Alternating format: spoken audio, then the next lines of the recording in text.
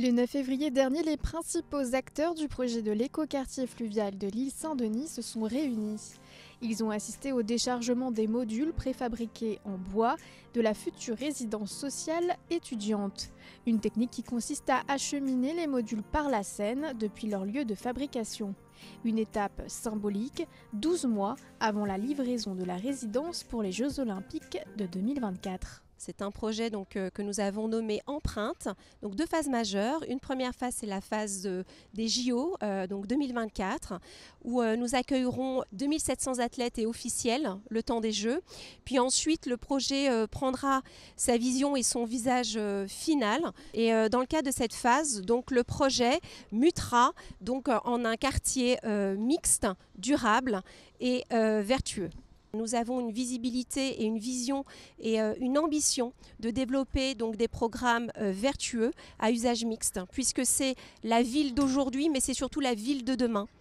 Et nous sommes très contents, le groupe Pichet, de participer à cet événement, mais surtout à participer à l'extension du développement urbain de l'île Saint-Denis, donc ce que nous appelons surtout la phase héritage, où l'humain est au cœur du projet. Au niveau des enjeux pour le groupe Pichet sur un tel projet d'envergure, ils sont multiples et ils sont extrêmement liés au contexte. Le contexte des Jeux, mais que nous connaissions effectivement avec une date de livraison attendue. Et surtout, nous avons passé donc, un contexte économique avec une guerre en Ukraine, donc, qui a été une difficulté pour nous et pour l'ensemble des constructeurs, que ce soit au niveau de la maîtrise des coûts et aussi sur la délivrance. J'ai oublié, mais bien évidemment, le Covid qui est arrivé avant cette étape. Et puis surtout, l'inflation avec une remontée des taux donc, qui joue également sur l'économie du projet. La résidence sociale étudiante est réalisée à 90% avec des modules préfabriqués en bois, imaginés spécialement pour ce projet. Biosourcés et démontables, les modules permettent ainsi d'être facilement remplacés et d'obtenir une qualité de finition supérieure à des finitions qui auraient été réalisées sur place. Là, je suis devant le PE2, qui est un bâtiment réalisé dans le cadre du village olympique sur l'île Saint-Denis, dans le cadre des Jeux olympiques de Paris 2024. Il s'agit d'une résidence étudiante réalisée en module 3D, réalisée en hors-site.